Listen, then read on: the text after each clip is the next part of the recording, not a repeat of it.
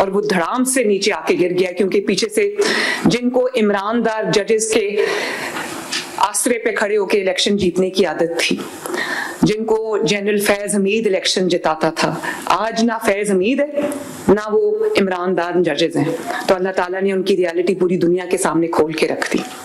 ये मेरे लिए इसलिए भी बहुत खुशाइंद बात है कि, और हम मेरे लिए भी, पंजाब के अवाम के लिए भी और पाकिस्तान के अवाम के लिए भी, कि जो एक बुत क्रिएट किया गया था आर्टिफिशियल नैरेटिव क्रिएट करके और पूरी रियासत की पावर साथ अटैच करके और पूरी कुव्वत उसको दी गई थी, उसको अल्लाह ताला ने आज पाश किया।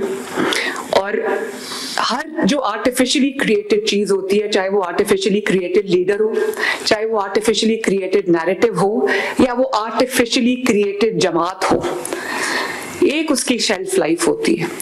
उस वक्त ये बात चल पड़ी थी और बहुत हमारे अपने लोग ये बात कहते थे कि अब परफॉर्मेंस की सियासत नहीं रही, अब नैरेटिव की सियासत है। ये जो काम कर रही है मुस्लिम लीग नून या जो काम करती है, ये अब काफी नहीं है, अभी नैरेटिव होना चाहिए, नैरेटिव से जीतते हैं और काम से नहीं जीतते।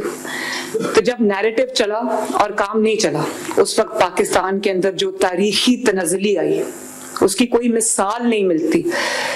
2017 में जब नवाज शरीफ साहब की हुकूमत को निकाला गया, उसके बाद जो हुकूमत आई, तरक्की करता हुआ पाकिस्तान जिसमें सीपैक बन रहा था, जिसमें बिजली के कारखाने बिजली बना रही थी, दुनिया पाकिस्तान की तरफ देख रही थी, स्टॉक मार्केट रिकॉर्ड्स तोड़ रही थी, जो भी इकोनॉमिक डेवलपमेंट थी वो पूरी दुनिया देख रही थी, इतराफ कर रही थी, महंगाई कम हो रही थी। फिर उसको अचानक निकाल दिया गया और उसके बाद जो नैरेटिव की सियासत ने पाकिस्तान को दिया, और वो नैरेटिव अगर किसी सच्चाई पे बेस्ड हो, उसको नैरेटिव कहने का हक है। जो आज हम अगर नैरेटिव भी साथ, परफॉर्मेंस से बेहतर कोई नैरेटिव हो ही नहीं सकता। आज अगर ग्राउंड पे कोई काम ना हो तो मैं क्या नैरेटिव बोलूंगी?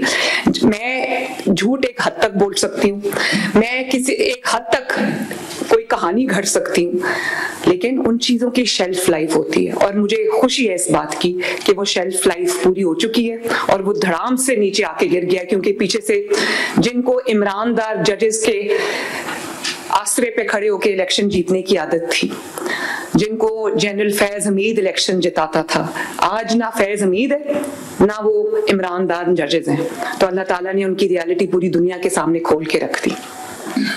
हालांकि जब एक पाकिस्तान में या एक ह्यूमन साइकी है कि जब कोई मुश्किलात में घिरा होता है, लोग उसके साथ खड़े होते हैं। हम भी जब 2018 में नवाज शरीफ साहब जेल में थे, मैं जेल में थी, तो मैं शायद वो पाकिस्तान की पहली खातून थी जिसको इन्होंने जेल में डाला, जिसके साथ इन्होंने बहुत जुल्म किए, लेकिन हमने इलेक्शंस का बॉयकॉट नहीं किया। हमने बदतरीन हालात में भी इलेक्शन लड़े। इलेक्शन का बॉयकॉट तब होता है जब आपको ये यकीन हो कि आप इलेक्शन हार जाएंगे, और जब आप मायूसी आपको घेर चुकी हो और जब आपको ये पता हो कि आपने इलेक्शन नहीं जीतना, मेरे लिए हालात अब खराब हो चुके। बात ये है कि ये इलेक्शन का बॉयकॉट भी नहीं था। जिसको ये इलेक्शन का बॉयकॉट कह रहे हैं ना, इस तरह की मुनाफिकत मैंने अपनी पूरी जिंदगी में नहीं देखी। तमाम हलकों में पीटीआई के उम्मीदवार खड़े थे, उन्होंने पीटीआई के तस्वीरें लगा के, उन्होंने अपने लीडर की तस्वीरें लगा के, उन्होंने कैदी नंबर 804 के ऊपर उन्होंने इलेक्शन लड़ा और पोलिंग कैंप्स लगाए, तस्वीरें लगाई, कैंपेन्स की, नाम लेके, और जब हार गए तो कहा हमारा तो बॉयकॉट था। तो मैंने कभी इतनी मुनाफिकत नहीं देखी कि उसको ओपन रखा कि अगर बॉयकॉट जो है वो उसके बावजूद हम जीत गए तो हम कहेंगे बॉयकॉट के बावजूद जो है वो लोग इतनी बड़ी तादाद में निकल आए और उन्होंने वोट दे दिया, और अगर हम हार गए तो हम कहेंगे हमने तो बॉयकॉट किया हुआ था।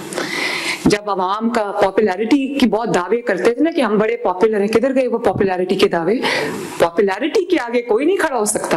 पॉपुलैरिटी जब होती है तो धांधली के बावजूद, आपको याद है 2018 में जब मैं जेल में थी, नवाज शरीफ साहब जेल में थे, इलेक्शन जीतने के लिए तब भी इनको आरटीएस बंद करना पड़ा था, 5 दिन रिजल्ट्स रोकने पड़े थे। हमने तो बॉयकॉट नहीं किया इलेक्शन में, हालांकि हमें नजर आ रहा था कि हमारे साथ क्या होने वाला है, लेकिन अवाम के ऊपर एतमाद होता है, अल्लाह ताला के ऊपर भरोसा होता है इंसान को। हर जो पॉलिटिकल पार्टीज हैं वो कई बार इलेक्शन जीतने के लिए नहीं लड़ती, पॉलिटिकल प्रोसेस से जो ऑप्ट आउट करता है वो पॉलिटिकल, भाई हमारे बड़े चले गए, जनरल फैज हमीद जेल चला गया और उमर अताब बंदियाल साहब घर चले गए, इमरान दार जजेस घर चले गए, तो हमने अब इलेक्शन ही नहीं लड़ना। मुस्लिम लीग नून के ऊपर भी बहुत कठिन वक्त आया, बहुत बुरा वक्त आया। आप सब मेरे बुजुर्ग भी बैठे हुए हैं यहाँ पे, सब इसके गवाह हैं, बल्कि सब ने ये मुश्किलात अपने ऊपर झेली हुई हैं। मेरी वालदा का जब इलेक्शन था 2017 के अंदर, तारीख का सबसे मुश्किल इलेक्शन था। उनको जब कैंडिडेचर उनका अनाउंस हुआ तो उनको बाद में कैंसर डायग्नोज हो गया, उनको जाना पड़ा मुल्क से इलाज के लिए, तो फिर मेरे वालिद को भी जाना पड़ा और मैं यहाँ अकेली थी। Maryam Nawaz versus the entire power of the state. Tehreek Labbaik को भी उस इलेक्शन में क्रिएट किया गया, डिफेंस पाकिस्तान काउंसिल को भी उस इलेक्शन में लाया गया। कुलसूम नवाज शरीफ वर्सेस 42 कैंडिडेट्स, और पूरी उस वक्त जनरल फैज की पूरी ताकत जो है वो पीटीआई के साथ थी, डॉक्टर यास्मीन राशिद के साथ थी। यहाँ पर वो लोग बैठे हुए हैं जिन्होंने मेरे साथ कैंपेन की। तारीख का सबसे मुश्किल इलेक्शन था और जिसमें मुझे ये पता नहीं था, ये पता था कि अवाम की ताकत हमारे साथ है, लेकिन मुझे ये पता नहीं था कि इन जो स्टेट जो अपनी मशीनरी इस्तेमाल कर रही है, स्टेट के सामने खड़ा होना कोई आसान काम नहीं है। लेकिन उस बदतरीन धांधली के बावजूद, जो प्री इलेक्शन धांधली थी, जो ड्यूरिंग द इलेक्शन डे धांधली थी और जो पोस्ट इलेक्शन धांधली थी, उसके बावजूद अल्लाह ताला के फजल से भले 14,000 से मुस्लिम लीग नून जीती, 14,000 से मुस्लिम लीग नून ने वो इलेक्शन जीता। मुस्लिम लीग नून हार मान के घर नहीं बैठी, ना बॉयकॉट किया कि अगर जीत गए तो कह देंगे कि बॉयकॉट किया था। उसके बावजूद अवाम इतनी थी कि निकल आई और हम इलेक्शन जीत गए, और अगर हार गए तो चुप करके घर हारे हुए शख्स की तरह कह देंगे हमने तो बॉयकॉट किया हुआ था। और हर इलेक्शन आप जीत के साथ नहीं लड़ते, जीत की उम्मीद के साथ या जीत के यकीन के साथ नहीं लड़ते। मैंने 5-6 साल सिर्फ इलेक्शन लड़ा है। मुझे अंदाजा है जब हम गिलगित बल्तिस्तान का इलेक्शन लड़ने गए थे, जब आजाद कश्मीर का इलेक्शन लड़ने गए थे, उस दिन हमें ये पता था इलेक्शन लड़ने, जब मैं जा रही थी कैंपेन चलाने, मुझे पता था, मुझे बता दिया गया था कि आपकी 2 सीटें, ये गवाह बैठे मेरे साथ। जिस सुबह मैं इस्लामाबाद में रुकी थी उस दिन एक रात, और सुबह मैंने गिलगित बल्तिस्तान जाना था, तो मुझे बता दिया गया था कि आपकी 2 सीटें। तो क्या मैंने इलेक्शन का बॉयकॉट कर दिया? मैं इसलिए भी गई, मुझे पता था ये इलेक्शन हम हार चुके। एजेके का इलेक्शन मुझे पता था हम हार चुके हैं, क्योंकि हमें हराया हुआ था वो इलेक्शन, वो रिजल्ट्स इलेक्शन से पहले ही डिसाइडेड थे। लेकिन मैं गई, जीबी भी गई, गिलगित बल्तिस्तान, आजाद कश्मीर भी गई, और मैंने लोगों को ये बता दिया। वहां जो तारीख के सबसे बड़े जलसे थे उन 2 कैंपेन्स के दौरान थे, मुस्लिम लीग नून के और शेर के जलसे। लोगों को ये बता दिया, उनके लिए रिगिंग मुश्किल बना दी, जलसे करके लोगों को इकट्ठा करके रैली करके लोगों को बता दिया कि ये मुस्लिम लीग नून का इलेक्शन था, लेकिन ये मुस्लिम लीग नून से छीना गया। अगर मैं घर बैठ जाती तो वो तो उनकी रेगिंग वैलिडेट हो जाती, लोगों को ये पता चल जाता कि भाई ये तो हारे हुए हैं, तो मुनाफकत भी नहीं की। और इसी तरह आपको याद होगा जो 2000 जो डस्का का इलेक्शन था, वो कौन से सन में हुआ था? 2021 में वो इलेक्शन हुआ था। और आपको याद होगा कि वो जब धांधली होती है तो दुनिया देखती है। वो धांधली हुई, उन्होंने पूरे का पूरा प्रिजाइडिंग जो अमला था उसी को गायब कर दिया, इलेक्शन कमीशन को अगवा कर लिया उन्होंने।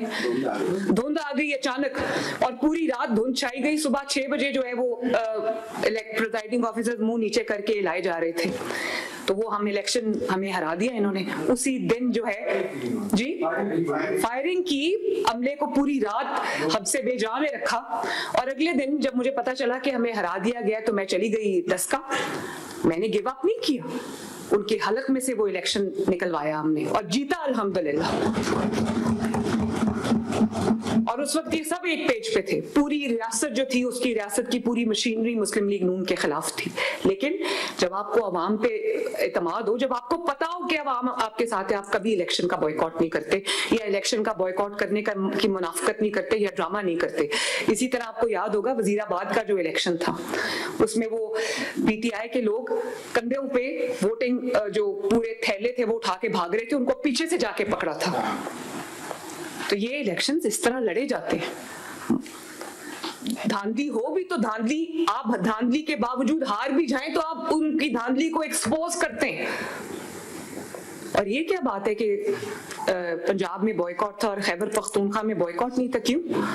खैबर पख्तूनख्वा में आपको यकीन था कि मशीनरी हमारी है, कि इलेक्शन कमीशन के जो अरकान हैं, जो हमारे प्रिजाइडिंग ऑफिसर्स हैं या जो हमारे पोलिंग एजेंट्स हैं वो हमारे हैं, डीसीज हमारे हैं, कमिश्नर्स हमारे हैं, पुलिस हमारी है, तो हम जीत जाएंगे। वहां बॉयकॉट नहीं किया, सिर्फ पंजाब में बॉयकॉट किया क्योंकि पता था वहां जीत जाएंगे। अल्लाह ताला ने वहां भी इबरतनाक शिकस्त दो चार किए।